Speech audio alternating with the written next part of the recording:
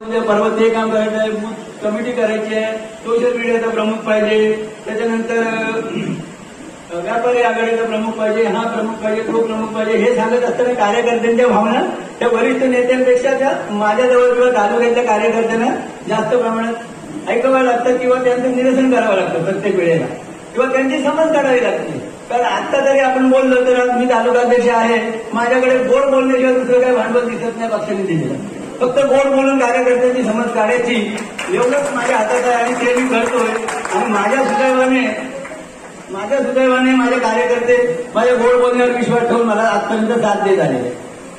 मला वळत असलेल्या सर्वच नेत्यांना एक कार्यकर्त्यांची खंत सांगायची आहे. तर गेले 1 वर्ष आपण असे बरेच मेळावे घेतले, प्रत्येक तालुका वाईज मेळावे घेतले, जिल्हा वाईज मेळावे घेतले, विधानसभा वाईज मेळावे घेतले. तर ते तुम्ही आम्हाला सांगितलं का आता यावेळेला आपला वादा काय आहे, एकच वादा धैर्यशील दादा किंवा रायगडचा खासदार काहीसा हो तर धैर्यशील दादा काहीसा हो. मग तो अचानक आज जे तुम्ही 1 वर्षभर आम्हाला तयारी करायला सांगितली आणि आज 2 दिवसात तुम्ही निर्णय घेतला का आपल्याला सुनील तटकरे साहेबांना सीट दिली. प्रथम राष्ट्र, नंतर पार्टी, नंतर स्वतः या आपल्या संस्काराप्रमाणे आपण तटकरे साहेबांचं काम करायचं करणार, बरोबर आहे. पण साहेब जे वर्षभर आम्हाला वॉर रूम मधून फोन येतात तर तुम्ही ही आघाडी केली, ती आघाडी केली, कमळाची चिन्ह किती काढली, प्रत्येक विधानसभा क्षेत्रामध्ये 5,000 कमळाची चिन्ह काढा. मग त्यावेळेला साहेब तुम्ही आम्हाला असं पण सांगायला पाहिजे होतं का तुम्हाला कमळाचं चिन्ह काढायला लागेल असं नाही, कुठेतरी तुम्ही राष्ट्रवादीच्या घड्याळाची किंवा शिवसेनेच्या धनुष्य बाणाची पण तयारी करून ठेवा. म्हणजे आयत्या वेळेला कदाचित तुम्हाला ते चिन्ह पण काढायला लागेल. काय होतं साहेब, नेते निर्णय घेतात कार्यकर्त्यांवर. मी आता थोडं स्पष्ट बोलतो, कार्यकर्त्यांवर तो निर्णय लागतात, नेत्यांना ते जमतं. कालपर्यंत एकमेकांच्या विरोधात असतात, ज्या दिवशी निर्णय होतो त्या दिवशी ते एकत्र बसतात. पण कार्यकर्त्यांना हे पचवणं किंवा सहन करणं कठीण होतं. साहेब गल्लीबोळात काम करताना आम्ही अनेक केसेस अंगावर घेतो. प्रत्येक कार्यकर्ता हा प्रत्येक बूथवर समोरासमोर आमची टेबलं असतात. प्रत्येक वेळेला आम्ही हिंडवत असतो. गेल्या लोकसभेला पण आम्ही तेच केलं. शिवसेनेचा प्रचार केला, गीते साहेबांचा प्रचार केला. गीते साहेब तुम आगे बढो का, तर आम्हाला मोदी साहेबांना तिथे हात बळकट करायचे होते. काय धोरणात्मक निर्णय असतील, देश आज 1 नंबरला चाललाय, जगात 1 नंबर आपला देश चाललाय, मोदी साहेबांच्या कामाबद्दल काय प्रश्न नाही आहे. पण त्यावेळेला पण आम्ही तयारी करतो वेगळी, तुम्ही सांगता एक वेगळं.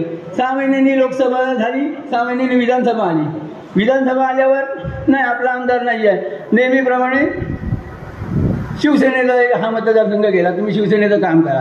तर पक्षाचा आदेश मानला, आम्ही शिवसेनेचं काम केलं, इथे आमदार निवडून आले. आज काय होतं माहितीये का, कार्यकर्त्याची कुटुंबणा होते. हेच निवडून आलेले आमदार आम्हाला विचारतात तुमचा भाजप कुठे आहे. मग गेल्या वेळेला भाजपची मतं नव्हती का, भाजपच्या मतांवर आमदार निवडून आले नाही काय. आज इथे बसलेल्या कित्येक कार्यकर्त्यांना आमदारांनी सांगितलं असेल का भाजप तुमचा वाढणार नाही, तळागाळात रुजणार नाहीये, तुम्ही हे दुकान बंद करा. मी याच्या व्यासपीठावरून जाहीर सांगतो त्यांना का आमचं दुकान बंद करण्याची कोणाची हिंमत नाही आहे. आमचे 2 खासदार होते, ते 200 झाले, 300 झाले, आज आम्ही 400 पारची घोषणा करतो. त्याच्यामुळे आमचं दुकान कोण बंद करू शकत नाही. त्यांनी लक्षात ठेवा की त्यांची दुकानं ही आमच्यामुळे चालतात आणि ह्या कार्यकर्त्यांच्या भावना आहेत म्हणून मी बोलतोय साहेब. ठीक आहे, काय जर जास्त कडू बोललं तर कदाचित वरिष्ठांना ते वाईट वाटेल किंवा त्याचा वेगळा परिणाम होईल. जरी किती आपण वाईट बोललो किंवा किती आम्ही भावना व्यक्त केली तरी आम्ही तटकरे साहेबांचंच काम करणार आहोत. समोर बसलेला कार्यकर्ता हा पक्षाच्या आदेशाविरुद्ध जाऊन काम करणारा नाही आहे साहेब, हा पक्षाचंच काम करणार आहे. किंबहुना 2 आघाडीतल्या 2 घटक पक्षां किंवा 3 घटक पक्षांपेक्षा झाकणभर जास्त काम भारतीय जनता पार्टीचा कार्यकर्ता करील. आणि तटकरे साहेबांना मोदींचे हात बळकट करण्यासाठी आम्ही रायगड लोकसभा मतदारसंघातून नक्की पाठवू अशी कार्यकर्त्यांच्या वतीने मी ग्वाही देतो आणि माझे 2 शब्द थांबवतो. जय हिंद, जय महाराष्ट्र.